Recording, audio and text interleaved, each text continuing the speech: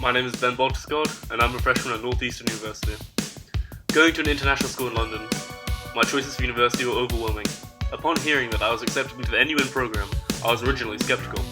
However, through extensive research, I realized that this was a chance for me to do what most college students would never dream of in their first semester and study abroad.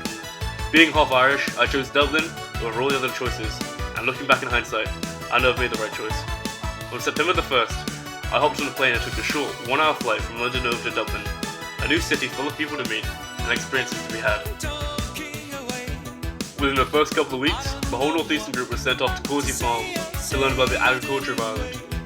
I got a chance to get down and dirty with the animals and even milk a cow, something that's been a lifelong ambition of mine. I've also had the fortune to travel across the whole country. My first trip took me to Sligo, a region on the northwest coast of Ireland. We stayed at an eco lodge, and during our 2-day trip, we spent much of the time hiking and learning about the history of Ireland. A few weeks later, we went to visit the west of Ireland. During all of our bus rides, I made sure to catch up on some well-earned sleep. Visiting the west gave me the chance to see an Ireland completely different to that of Dublin. Instead of the hustle and bustle of city life, we spent much of the time hiking as per usual and visiting the cliffs and more. A range of cliffs capable of challenging the cliffs is over back in my native England. With breathtaking scenes, I made sure to grab as many photos as possible. We also spent a day visiting the Aran Islands. While most of the group went on a guided tour of the island, a few others and myself became separated from the rest, on accident. And we ended up making our own fun for the day, visiting all the sights and all the cliffs. My time in between trips wasn't dull either. Most days to get to class at Dublin Business School, I would walk along the River Liffey, which let me take in some of Dublin's most picturesque landmarks and become more familiar with the streets of the city.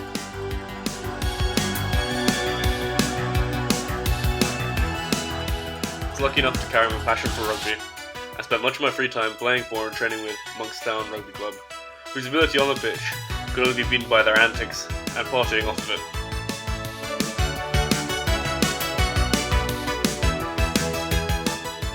I also went to see Ireland take on the mighty USA in football, where Ireland thrashed them 4-1, leaving me as one of the few happy fans in my section of the stadium.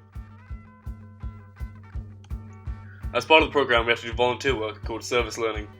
I was enrolled with helping the Dublin Simon charity coordinate its fundraising day, which involved a fun run.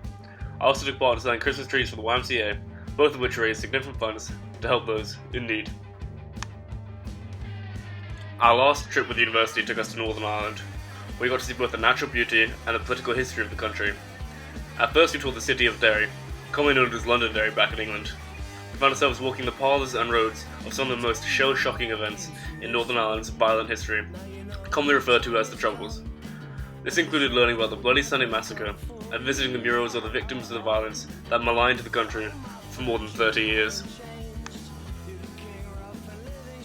After spending time there, we continued to Belfast. Most notably, we visited the Peace Wall, a wall in the middle of Belfast, which is built to segregate the Catholic and Protestant communities for their own safety.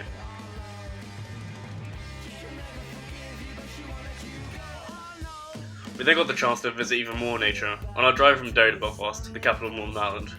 Most notably, we visited the Giant's Causeway, a body of natural tower-like stones made naturally over the years into hexagonal shapes, one after the other.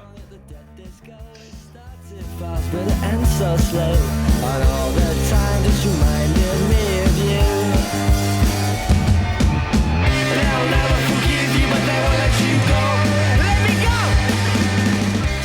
go! Living in my apartment could not have been easier. With 2 spectacular flatmates, I spent much of my evenings making up recipes, a lot of which didn't go so well, and eating takeout that rarely looked as good as I imagined.